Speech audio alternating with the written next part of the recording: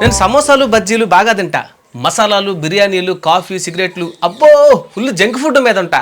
కడుపులో మంటగా ఉంటుంది, ఏదైనా టాబ్లెట్ రాయండి. 15 రోజుల పాటు పరకడుపుని ఈ క్యాప్సిల్ వేసుకో. కడుపులో మంట అనిపించినప్పుడల్లా ఈ సిరప్ 2 మూతలు తాగు.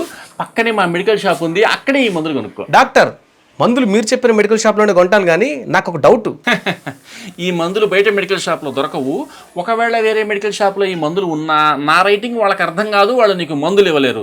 నీకు వేరే ఆప్షన్ లేదు, నీ చెప్పిన చోటే కొనాలే. కానీ నీ డౌట్ ఏంటో చెప్పు. మీరు రాసిన ఈ మందుల వల్ల ఏమైనా సైడ్ ఎఫెక్ట్స్ ఉంటాయేమో? ఆ ప్రతి మెడిసిన్కి 3-4 సైడ్ ఎఫెక్ట్స్ ఉంటాయ్యా, కానీ అవి అందరిలోనూ కనిపించవు. ఎక్కడో కొద్ది మందిలో 1-2 పాక్షికంగా కనిపిస్తాయి. వాటి వల్ల పెద్ద ఇబ్బంది ఏమి ఉండదు. ఎక్కడో కొద్ది మందిలో నేనుండి నాకే సైడ్ ఎఫెక్ట్స్ వస్తే? భర్తృహరి అంటాడు, చేరి మూర్ఖుల మనసు రంజింపరాదు అని. నేను నీతో వాదించలేనులే గానీ నీకు మందులు వద్దులే. అడ్డమైన చెత్త తింటానని నువ్వే చెబుతున్నావు. అప్పుడు లేని ఆరోగ్యం మీ శ్రద్ధ ఇప్పుడు నేను రాసిన మందులు వాడాల్సి వచ్చినప్పుడు వచ్చిందా?